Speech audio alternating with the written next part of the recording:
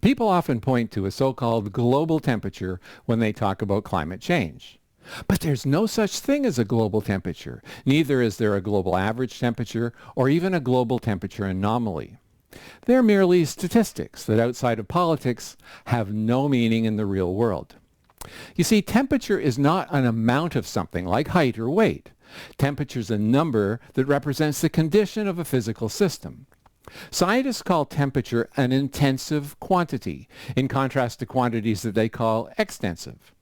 For example, a person's weight is an extensive quantity. It can be added to other people's weights to give a meaningful result, namely the total weight of the group. Dividing that total weight by the number of people being weighed gives the average weight of people in the group.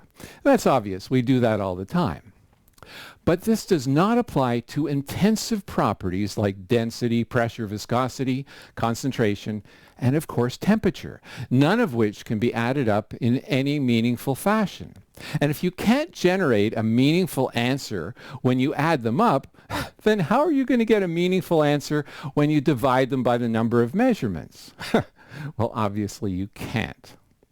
Let's say at a particular moment in time, you measure temperatures ranging from 0 degrees to 20 degrees at 1,000 different locations. Adding them up yields a number, perhaps 10,000.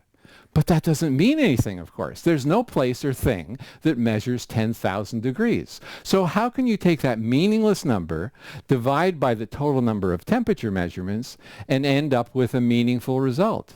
Well, once again, you can't. In fact, that is the kind of test that you have to carry out to reveal whether measurements can generate a meaningful average. Does the intermediate sum mean anything at all? In the final analysis, it's no more meaningful to calculate an average temperature for a whole planet, or even for a state or a city, than it is to calculate the average telephone number in a telephone book. Individual telephone numbers are obviously useful, and they're meaningful. But their sum, or average numbers in a phone book? What does that mean? It has no meaning. If you call it up, do you get the average person? Similarly, temperature, like viscosity and density, is not something that can be meaningfully averaged. So the next time you hear someone say, global temperature is going up, or down, or whatever, you can tell them, global temperature does not exist. It's merely a statistical sleight of hand.